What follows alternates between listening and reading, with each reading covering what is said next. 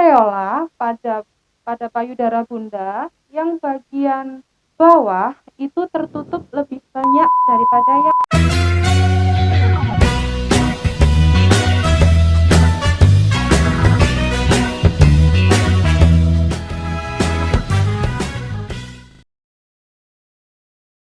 Assalamualaikum. Hai bunda-bunda. Kembali lagi di podcast Puskesmas Sambeng AADB. Ada apa dengan Bumil? Bumil cerdas, bayi lahir sehat. Nah, kalau beberapa waktu sebelumnya kita memang agak vakum ya. Sekarang kita ada video baru dengan beberapa materi baru yang akan disampaikan oleh staf di Puskesmas Sambeng khusus untuk bunda-bunda hamil. Nah, Bunda, kali ini kita akan memberikan materi yang paling hit dan paling banyak di-request oleh ibu-ibu hamil, yaitu tentang ASI eksklusif. Nah, Bunda-bunda sudah pasti tahu kan tentang pemberian ASI eksklusif selama 6 bulan yang diberikan tanpa makanan dan minuman lainnya. Untuk lebih jelasnya, kita akan sambut dua orang pemberi materi kita hari ini, narasumber kita kali ini, yang sudah pakarnya di bidang pemberian ASI eksklusif ini. Kita sambut saja Bu April dan Bu Nur Hudawati, staf Puskesmas Sambeng. Halo, terima kasih Dr. Risa. Kita bisa berjumpa lagi di podcast AADB bersama kami, saya Bu Nur, dan di sebelah kanan saya. Assalamualaikum bunda-bunda, bersama saya Bu April. Pada kesempatan siang hari ini ya, di mendung-mendung seperti ini, kita akan ngobrol-ngobrol ringan ya Bu, tentang ASI eksklusif. Ya, betul. Seperti apa tadi yang sudah disampaikan oleh Dr. Gigi Risa, ya. Kita di podcast memang sempat vakum ya Bu April ya. Tapi pada kesempatan siang hari ini kita akan kembali berbagi dengan bunda-bunda tentang ASI eksklusif. Kira-kira bunda-bunda sudah familiar ya dengan istilah ASI eksklusif? Gimana Bu April? Sebenarnya sudah sangat familiar sekali ya, karena sudah sering digaung-gaungkan untuk pencegahan stunting. Salah satu upayanya adalah pemberian ASI eksklusif. Yang tadi sudah sempat disinggung di awal oleh Dr. Risa bahwa pemberian ASI eksklusif adalah pemberian ASI saja sejak usia 0 sampai 6 bulan tanpa diberikan makanan tambahan apapun. Nah, ya seperti itu. Nah, pada kesempatan siang hari ini kita ingin menyampaikan beberapa trik ya agar sukses memberikan ASI eksklusif tanpa galau. Ya. Dan perlu diingat bunda-bunda ya bahwa ASI adalah makanan paling baik untuk bayi. Makanan atau minuman Ibu?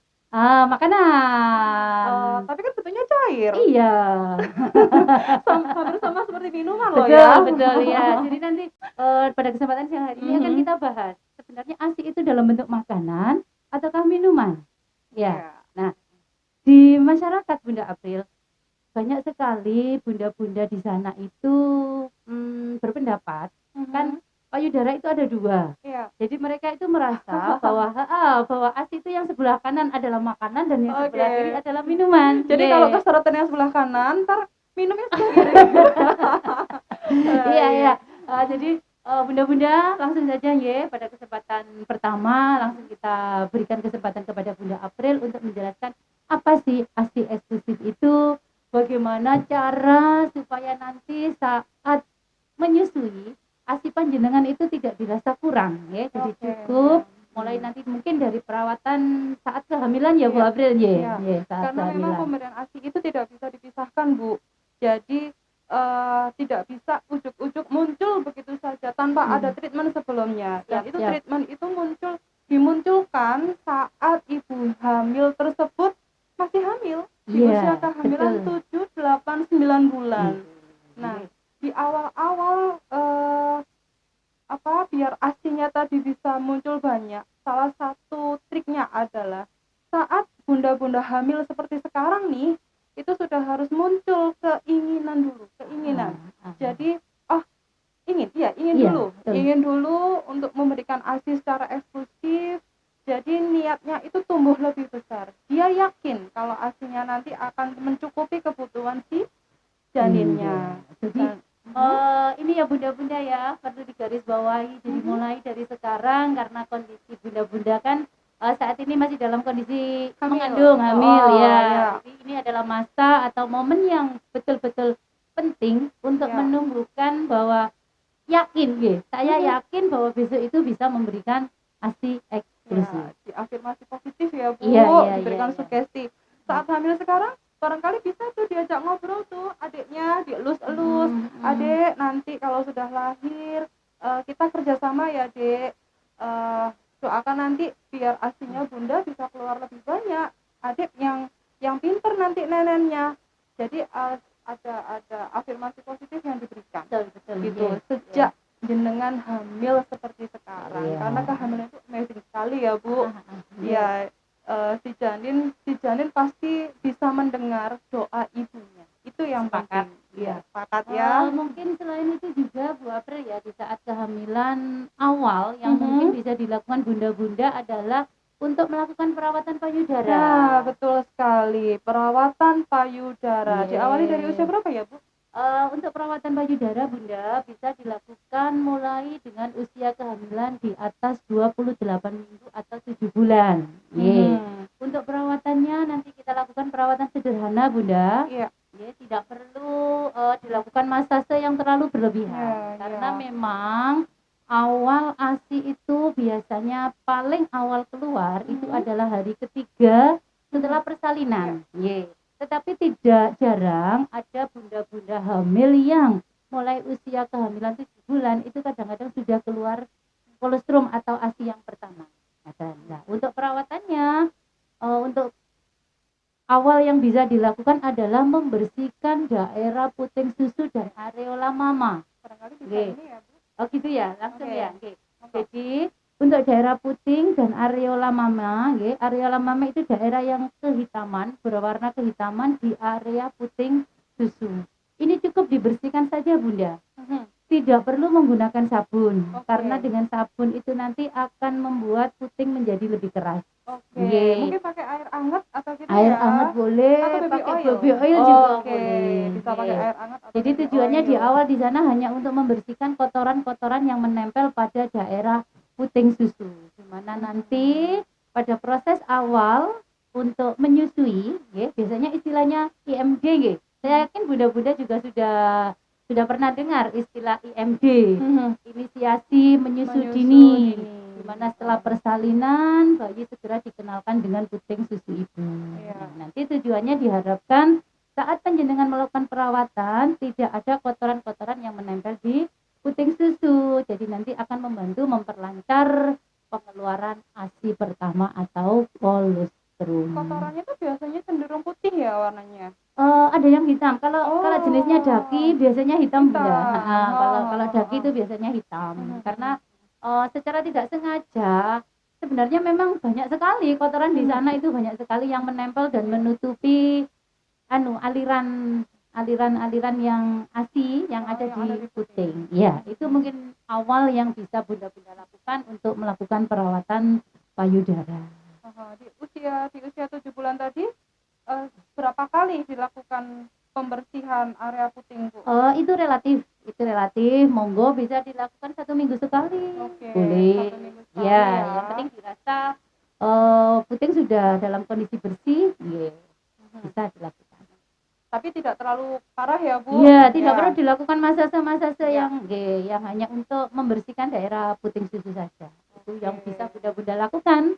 Nanti untuk perawatan awal dengan harapan saat pemberian ASI nanti bisa membantu memperlancar pemberian ASI. Selain itu mungkin kan banyak yang bisa bunda-bunda lakukan. Nah, itu monggo Bu April. Bisa disampaikan. Terima kasih. Jadi selain perawatan payudara dengan membersihkan area puting dan areola, yang paling penting juga pemberian nutrisi nih, persiapan nutrisinya. Nutrisi untuk ibu hamil dan ibu menyusui. Jangan lagi ada pantangan makanan ya. Nanti saat usia kehamilan 7, 8, 9 kebutuhan protein hewani harus tercukupi. Kebutuhan serat dari buah dan sayur juga harus cukup. cairan juga itu harus mencukupi, Betul, terutama betul. saat nanti setelah melahirkan. Iya. Biasanya banyak ya Dan ini yang menjadikan dilema Bunda. Oh gitu ya? Iya, biasanya bunda-bunda itu seringnya itu dengar. Ya, Oke. dengar. Nggak boleh makan telur, nggak boleh makan ikan. Aha. Ya, biar nanti saat menyusui asinya tidak Bau bau amis. amis. Betul. Nah, Oke. itu kan mungkin pada kesempatan siang hari ini bisa disampaikan apakah itu mitos ataukah fakta. Oh ya. Dan itu adalah mitos, langsung dijawab aja ya. Tanpa harus menunggu nanti. Iya, iya. Jadi kebutuhan protein itu bisa didapat dari telur, bisa didapat dari daging, Betul. hati ayam, hati sapi, tahu, tempe, kacang-kacangan yang lain. Ini juga kebutuhan protein juga, dan itu saling melengkapi Bunda. Nggak hanya melulu makanan yang gizinya tinggi hanya ada pada daging. Oh tidak. Jadi bisa dilengkapi dari sumber protein yang lain termasuk kacang-kacangan. Itu. Mohon maaf nggih, saya sendiri juga saat itu mungkin mempunyai pengalaman yang kurang enak pada saat saya ASI nggih. Soalnya mohon maaf sebelumnya saya memang bukan termasuk ibu yang berhasil dalam pemberian ASI eksklusif. Iya. Tapi saya rasa saat itu masalah yang saya hadapi itu kalau nutrisi insya Allah terpenuhi ya Bu April. Semangat untuk memberikan ASI juga saya rasa saya berusaha lah. Tapi di saat itu kenapa saya gagal memberikan ASI awalnya adalah di saat saya sudah selesai cuti. Saya selesai cuti, saya sudah istilahnya frekuensi untuk memberikan itu kan berkurang. Akhirnya saya itu psikologis saya itu merasa gini, apa karena saya bekerja dengan banyak beban lagi yang tidak fokus hanya memberikan atau merawat bayi, itu bisa mengurangi produksi ASI? Oh, bisa sekali. Jadi, ibu menyusui itu kondisinya harus betul-betul rileks. Ya. Ibu menyusui kalau bisa nih ya, jangan terlalu stres, bebannya dibagi dengan orang yang terdekat. Siapakah itu? Siapakah itu orang yang terdekat dengan ibu menyusui? Nah, suami tentunya. Dukungan keluarga itu sangat berpengaruh. Jadi ibu hamil dan ibu menyusui tidak boleh stres. Karena penyusui adalah bermain hormon ibu. Karena hormon yang bermain ini ada dua, oksitosin dan prolaktin. Yang kita sebut biasanya hormon cinta. Ya, hormon oksitosin ini adalah hormon cinta. Apabila hormon cintanya tadi macet, si ibu tadi stres, si ibu tadi capek, nggak pede, nggak yakin, banyak tekanan, otomatis dia akan berhenti berproduksi. Nah, yang prolaktinnya juga akan berhenti, jadi ASI nggak akan keluar. Itu mungkin yang menjadi faktor penyebab di awal kebanyakan bunda-bunda saat menyusui mesti merasa ASI saya loh Bu nggak cukup ya, kurang ASI yakin. Saya loh keluarnya cuma sedikit ya. Bayi saya itu rewel sepertinya nggak kenyang. Nah, itu memang yang dibutuhkan adalah dukungan orang terdekat. Harus bisa meyakinkan bahwa ASImu cukup, bahwa kamu bisa menyusui. Itu jangan pernah menjudge. Jangan pernah menjudge, ih anaknya kok kuning, kok anaknya kecil, ini kurang nih ASInya. Biasanya orang-orang yang sekitarnya justru yang seperti itu, akhirnya si ibunya jadi down duluan deh, nggak yakin. Jadi pesannya kepada bunda-bunda, tadi apa yang kami sampaikan di pengalaman saya pribadi, jadi apa yang disampaikan Bu April bahwa banyak faktor untuk mendukung keberhasilan dalam pemberian ASI eksklusif. Oke, tadi kita sudah bicara tentang perawatannya ya dan nutrisinya. Nah, sekarang ketika bunda-bunda sudah melahirkan nih, apa Bu yang biasanya sering terjadi saat jenengan menolong persalinan, kemudian bayi keluar, dilakukan proses IMD, biasanya apa tuh yang sering terlihat? Iya, betul. Bunda-bunda, ini kita sharing ya, karena pada materi siang hari ini mungkin akan banyak yang kita bahas. Tadi seperti yang awal-awal sudah kita sampaikan bahwa keberhasilan menyusui tergantung pada IMD juga, inisiasi menyusui dini, yaitu segera mungkin memberikan ASI setelah persalinan. Jadi untuk inisiasi menyusui dini ini yang diharapkan nanti adalah bayinya yang berusia berusaha untuk mencari puting dan belajar menghisap. Iya. Jadi bukan ibunya.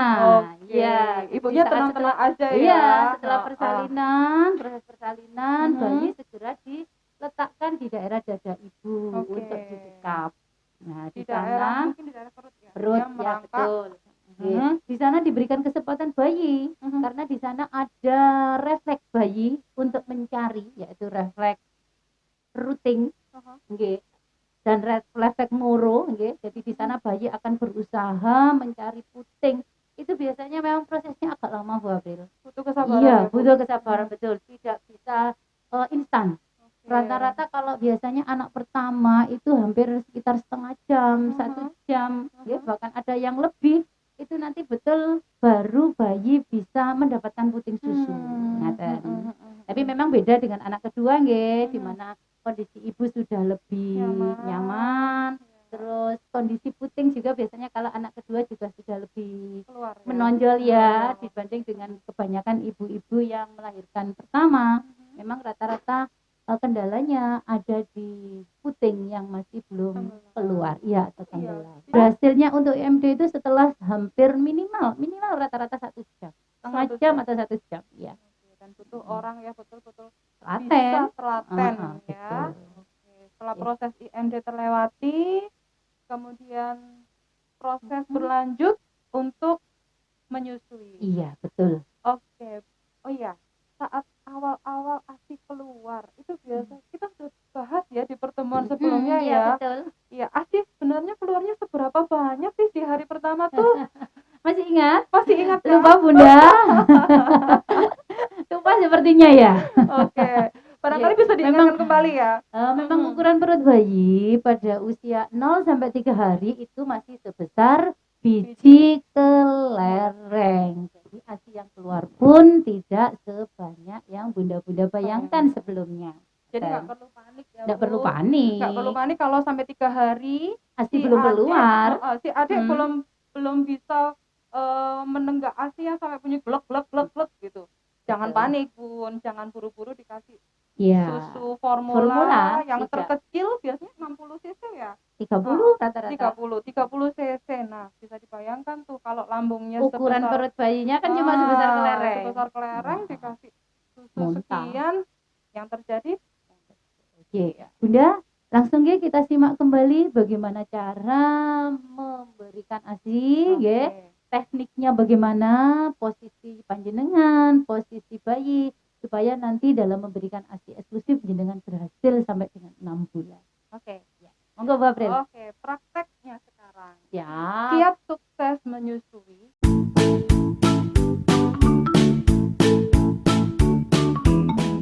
Ada beberapa yang sudah disebutkan tadi, dan ini yang paling penting nih adalah proses perlekatan dan posisi perlekatan.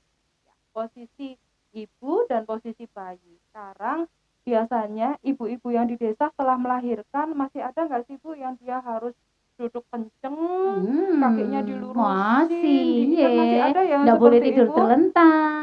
Oke. Ya. Nah, kalau yang sudah seperti itu rasanya gimana ya, ibunya? Nyaman nggak ya? Nyaman nggak ya, Bun, kalau misalkan dengan posisinya seperti itu? Iya, tapi mereka sepertinya Nurut-nurut iya. nyaman-nyaman aja. Baiklah. Padahal sebenarnya nyiksa. Oke, tapi di situ sepertinya ladang pahalanya, Bu. Baik. Yang paling penting, yang pertama dilakukan adalah ibu harus nyaman dulu. Posisi ibu harus nyaman. Jenengan mau melakukan mau dengan duduk atau mau dengan berbaring silakan, tapi saat ini kita akan mempraktekkan dengan posisi duduk. Nah, posisi duduk di kursi, mungkin yang di bagian bawah, yang di bagian kaki bisa dikasih tataan kursi kecil, yeah. Kemudian si ibunya duduk sandaran. Nah, si adik posisinya untuk bagian kepala jangan diletakkan di siku ya, Bun, nanti akan kesulitan dia mencari payudaranya. Jadi seperti ini, kepala bayi ada di lengan, kemudian wajah si adik dan perut si adik menghadap perut ibu.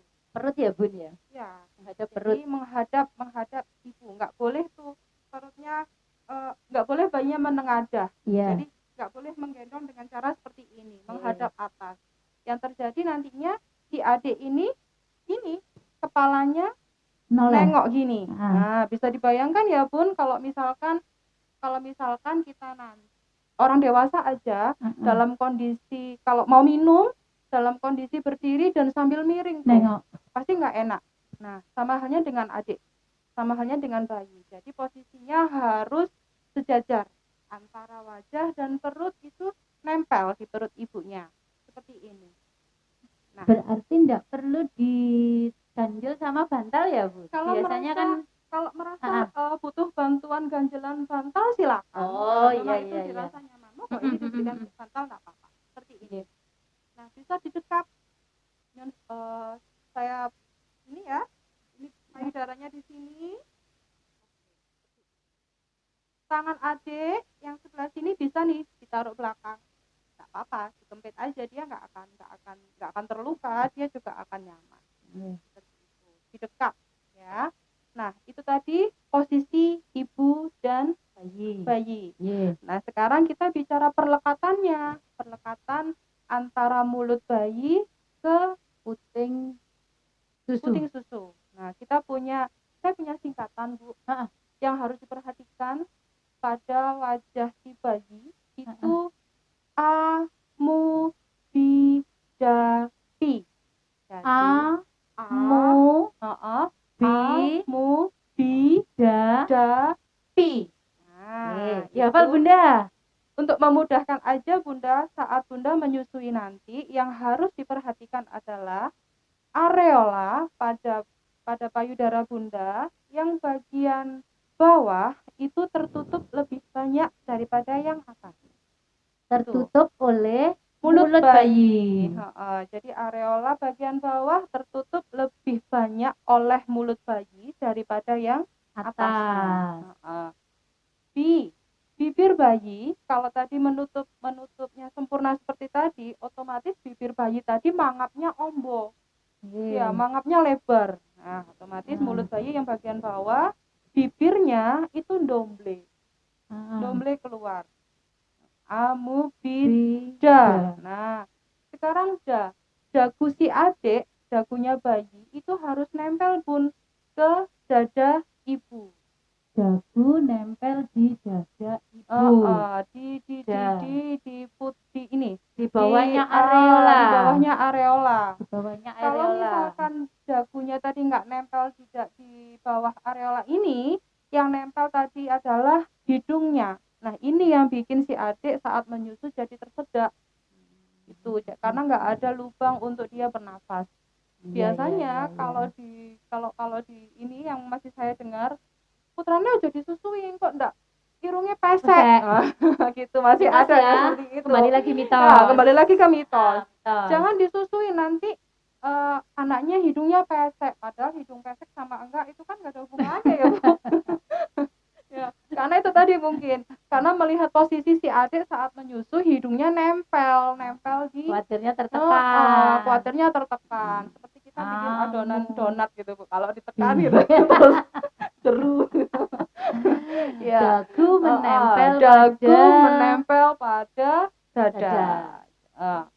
Itu terakhir pi. Sekarang pi. Kalau dia nanti menyusunya itu benar, menghisap asinya itu banyak, yang menggembung adalah pipinya.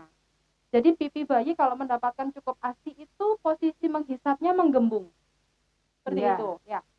Kalau dia pipinya mengerucut kempong, berarti menghisapnya masih dalam sekali, asinya masih belum dapat banyak. Nyucrut. Nah, seperti itu. Pipinya nanti coba Bunda amati. Pipinya seperti apa? Kalau dia saat menghisap pipinya menggembung, berarti tekniknya sudah betul. Siap. Ya. Jadi kembali lagi saya ulang, amubidapi. Itu yang harus Bunda-bunda amati saat proses menyusui. Dan jangan lupa terakhir kontak mata. Kontak mata. Jangan sampai nanti Bunda menyusui sambil lihat kemana-mana tuh, padahal si Ah. adik pengennya diliatin sama bundanya. Iya, padahal si Kom- adiknya mungkin ya belum ada refleks melihat ya Iya. di saat usia itu, tapi Dia belum feel-nya feel-nya harus dapat dari situ. iya, Nah, betul. itu salah satu bonding terkuat. Kuat.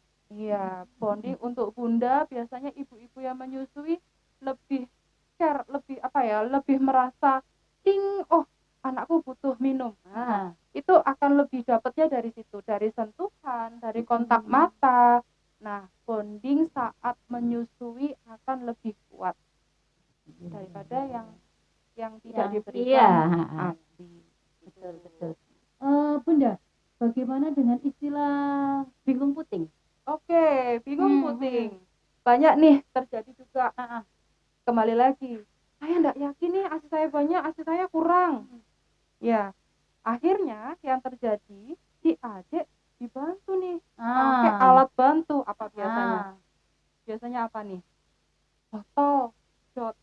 Ya, sama-sama dia menghisap, tapi teknik menghisapnya berbeda.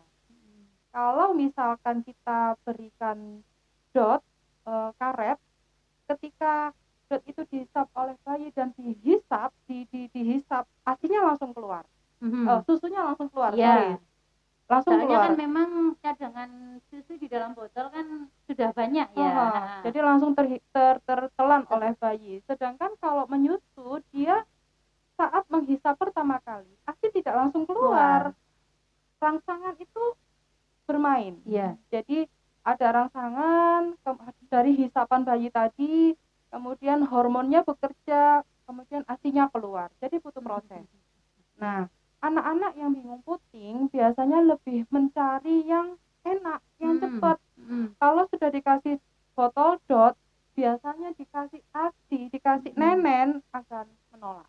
Itu ya. Ya, karena dia sudah merasakan enak nih, sekali hisap langsung keluar. Nah, kalau dapat ASI, hisap dulu agak lama baru asinya keluar. Ini ya Bunda ya yang perlu diperhatikan ya Bunda.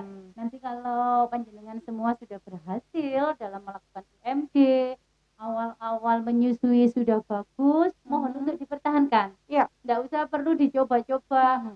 Nanti khawatir dengan kondisi ASI kurang, akhirnya dibantu dengan susu formula menggunakan alat bantu. Yang dikhawatirkan malah justru akan bingung puting.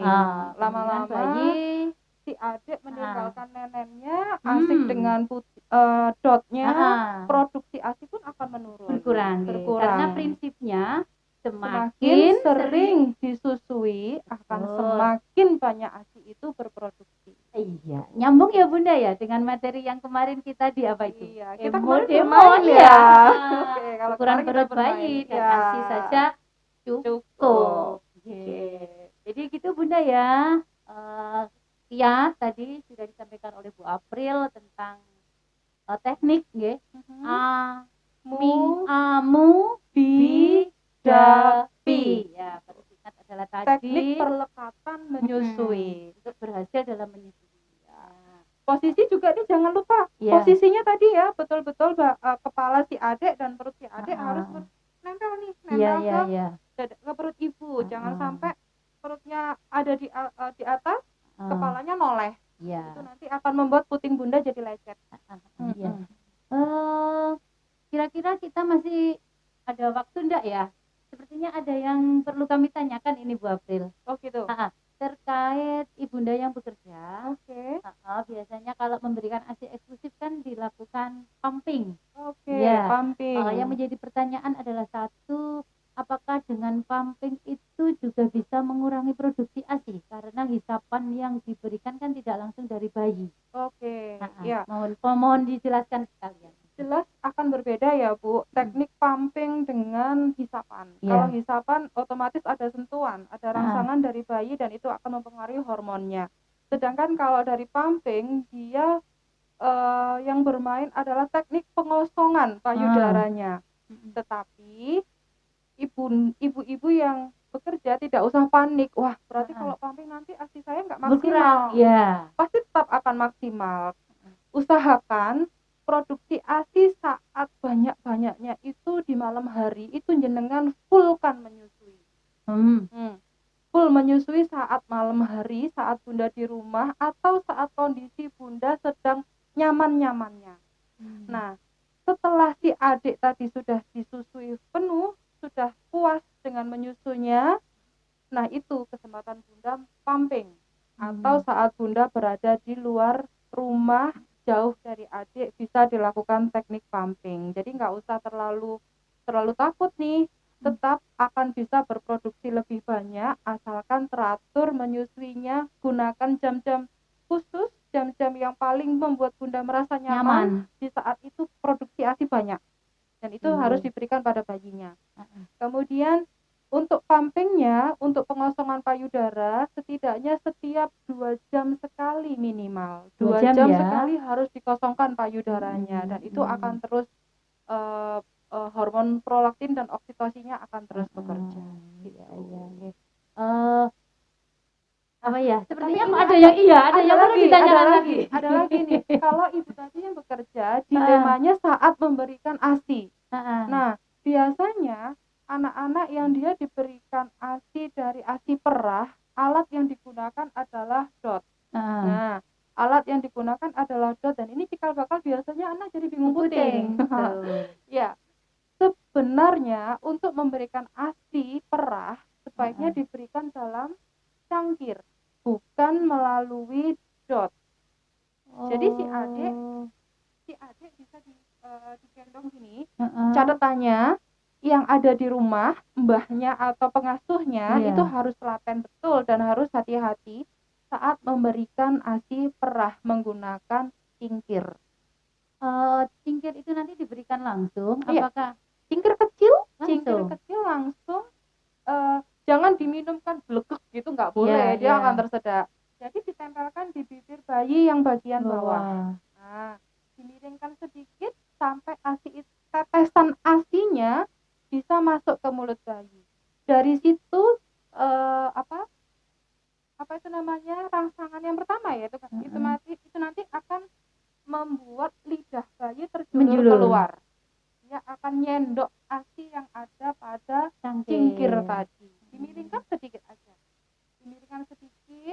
Tetesan ASI itu masuk di bibir bayi bawah, kemudian itu akan membuat lidah bayi tadi akan terjulur ke dalam cangkir. Gitu. Jadi, apakah bisa diganti dengan sendok, Bu? Monggo, bisa dengan sendok, tapi resiko tersedaknya lebih besar. Iya, resiko tersedaknya lebih besar. Akan lebih mudah menggunakan cingkir kecil yang nggak bergulir. Yang nggak bergulir. Tapi mungkin sepertinya kok lebih berisiko ya, Bu? Sebenarnya bukan berisiko. Kita membayangkannya khawatir, ribet. Tetapi ini adalah cara yang teknik paling yang aman agar si bayi tidak sampai bingung puting. Gitu. Ya, Bu April. Penjelasannya jelas sekali ya. Mungkin banyak yang baru, terutama saya pribadi memang betul-betul baru. Tadi apa yang sudah disampaikan oleh Bu April, terutama saat memberikan ASI dalam bentuk perah, sebisa mungkin dihindari diberikan untuk menggunakan alat bantu DOT biar tidak terjadi bingung puting pada bayi. Kembali saya ingatkan, catatannya ada, hati-hati, dan yang harus dipastikan yang ngajak adik yang ngomong tadi betul-betul dia telaten. Selain menghindari resiko tersedak, kecukupannya juga nanti akan berbeda kalau diberikan dengan DOT. Ya, betul, gitu. Jadi betul-betul yang dicari adalah yang telaten dan hati-hati. Bu April, sepertinya ini lebih seru ya, barangkali untuk podcast kedepannya nanti kita bisa live streaming. Jadi nanti bunda-bunda bisa langsung bergabung untuk bertanya. Semoga nanti bisa ada kesempatan lagi. Soalnya sepertinya ini banyak sekali pertanyaan yang muncul. Ini sebenarnya ada satu lagi, Bu, yang perlu kami tanyakan ke jenengan. Termasuk ini, di saat menyusui itu sebagian bunda hanya merasa nyaman pada salah satu payudara saja. Jadi nanti di saat sebelah kanan dia merasa nyaman, itu si bayinya juga akan menetek lebih sering yang daerah kanan. Jadi akhirnya nanti akan mempengaruhi ke bentuk Bentuk payudara payudara, ya. sisian besar sebelah. Biasanya gitu, yang sering ditetek lebih besar, yang tidak atau jarang ditetek biasanya lebih kecil lah. Itu gimana untuk teknik atau cara supaya secara bergantian itu bisa memberikan ASI dengan dua payudara tanpa harus dalam tanda kutip tidak merubah bentuk payudara. Memang seharusnya memberikan ASI itu secara bergantian, jadi dikosongkan kedua-duanya. Betul. Kalau misalkan tidak dikosongkan keduanya, otomatis aliran produksi ASI yang tadi tidak ditetekkan itu akan berhenti, Bunda. Jadi ini juga bersangkutan dengan faktor psikis juga. Sebenarnya kanan kiri ini sama kok. Tinggal bundanya aja mau mencoba atau enggak. Ya, saat menyusu usahakan satu sisi payudara itu betul-betul kosong, kemudian harus dipindahkan ke sisi payudara yang satunya. Kalau enggak gitu ya akan berat besar sebelah. Kalau misalkan dengan posisi duduk, otomatis yang dipindah juga tetap bayinya, tapi agak kikuk ya di awal-awal. Di awal-awal saja yang kikuk, nanti lama-kelamaan apabila itu terus dilakukan akan nyaman. Juga. Iya, jadi memang di awal harus ada yang membantu, paling tidak ada sanggahan saat jenengan menyusu di sebelah sini yang sebelah kanan. Nah, itu harus ada sanggahan untuk tangan. Jadi enak si bayinya juga merasa nyaman. Atau kalau misalkan dengan posisi tidur biasanya itu berbaring miring. Kalau saya menyusuinya waktu di sebelah kiri gini, si bayi sudah habis dengan satu sisi yang sebelah kiri. Kalau sudah kosong, saya berpindah, Bu. Saya berpindah ke sebelah kanan si adik. Jadi adiknya langsung saya tempelin gini. Jadi bundanya yang berpindah. Berarti tidak ada batasan waktu ya, Bu April? Tidak ada batasan waktu. Sampai merasa betul-betul payudara itu kosong. Sampai betul-betul merasa payudara bunda kosong. Dan itu harus dilakukan bergantian. Tidak boleh hanya satu sisi payudara saja, yang satunya nggak dipakai kan, nanti akan berhenti tuh produksinya. Anu ya, apa itu eman ya? Eman. Kita punya dua aset nih, kanan dan kiri, dan itu harus dimaksimalkan, Bunda. Betul. Gimana Bunda? Ada lagi, Bu. Sekarang batasan waktu seberapa lama? Ada batasan waktu. Ada batasan waktu minimal jenengan kalau mau menyusui tidak boleh kurang dari 10 menit. Iya. Jangan buru-buru ditutup ketika adik tadi menghisap kemudian berhenti. Dia ini bukan menandakan bahwa si adik tadi sudah kenyang atau enggak mau menyusu, enggak. Tapi ada fase saat dia capek. Ingin berhenti. Jadi dia berhenti dulu sebentar, kemudian dia akan mencari lagi. Dia akan ngenyut lagi. Jangan buru-buru ditutup. Kalau sudah ditutup atau minimal tadi yang 10 menit. Minimal 10 menit berarti bisa lebih minimal ya. Paling kecil ya. Paling ya. Maksimal, Bu. Sorry. Maksimal. Apa? Iya, paling tidak 10 menit. Paling tidak 10 menit. Betul. Jangan langsung buru-buru dihentikan. Ada fase berhenti. Iya. Gimana Bunda? Bahasan tentang ASI eksklusif saya kira sudah terlalu panjang ya. Bahasan ASI eksklusif ini enggak ada habisnya. Enggak ada habisnya karena selalu aja ada, Bu kok gini. Nah, belum lagi nih masalah nanti kalau putingnya lecet, putingnya tenggelam harus diapain. Nah, banyak sekali yang harus dibahas. Iya.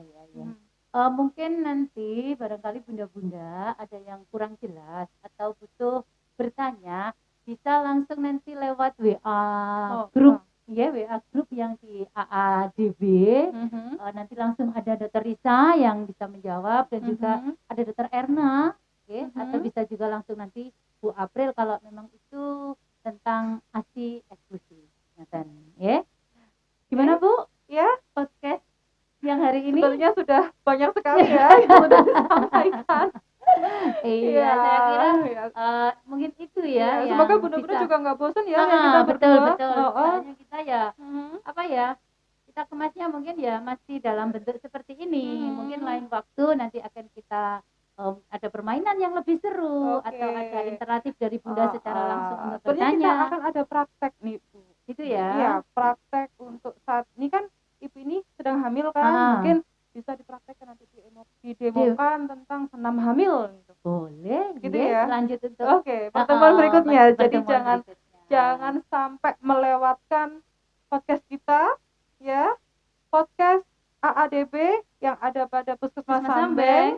perlu diingat ya Bunda, kita ingatkan kembali lagi bahwa ASI eksklusif adalah pemberian ASI saja mulai usia 0 sampai dengan 6 bulan tanpa makanan ataupun minuman lainnya. Dan keberhasilan menyusui diawali dengan mulai dari perawatan ya, di saat usia kehamilan lebih dari 28 minggu atau 7 bulan ya, perawatan payudara. Yang kedua adalah IMD, inisiasi menyusui dini. Di saat persalinan segera langsung bisa dilakukan IMD. Dan ketiga dilanjutkan dengan pemberian ASI sampai ya, 6 bulan. 6 bulan. Kemudian 6 bulan diberikan makanan pendamping ASI dan dilanjutkan sampai usia 2 tahun ASI-nya. Ya. Untuk yang pemberian ASI masih ingat tadi apa yang disampaikan Bu April tentang areola,